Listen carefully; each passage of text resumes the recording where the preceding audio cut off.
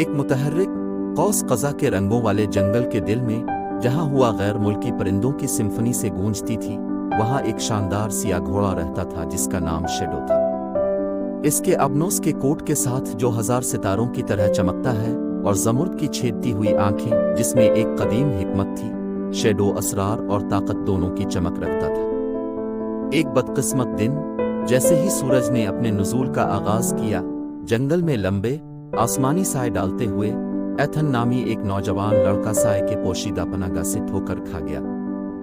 Ethan एक मुतजस्सिस और बहादुर रूह छुपे हुए खजानों की तलाश में अपने गांव से बहुत दूर भटक गई थी। जैसे ही वो क्लियरिंग के करीब पहुंचा, वो एक दम तोड़ देने वाले नज़ारे से मिला।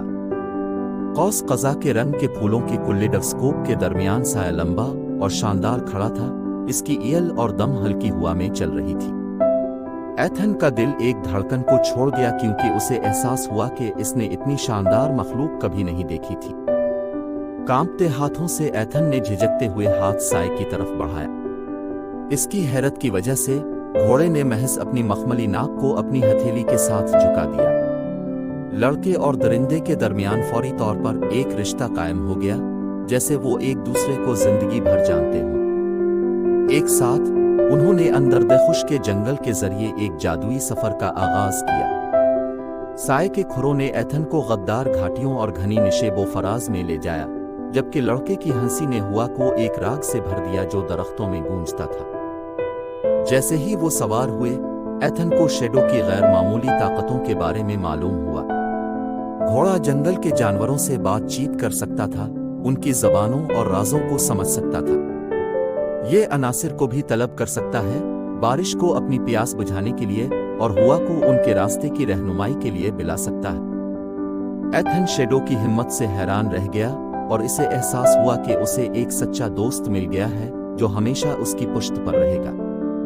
जैसे ही उनकी मुहिम जोई पर सूरज गुरूब होने लगा, एथन और साए ने जंगल के किनारे पर वापसी का रास्ता बनाया। भारी दिल के साथ एथन जानता था कि उसके गांव वापस आने का वक्त आ गया है। जैसे ही वो अलग हो गए, शेडो ने आखिरी बार एथन के गाल को टटोला।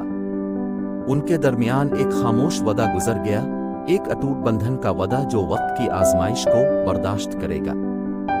एथन एक बदला हुआ लड़का अपने गांव वापस आया। उसने अंदरदखुश के जंगल का जादू और एक शानदार काले घोड़े की दोस्ती का तजर्बा किया था।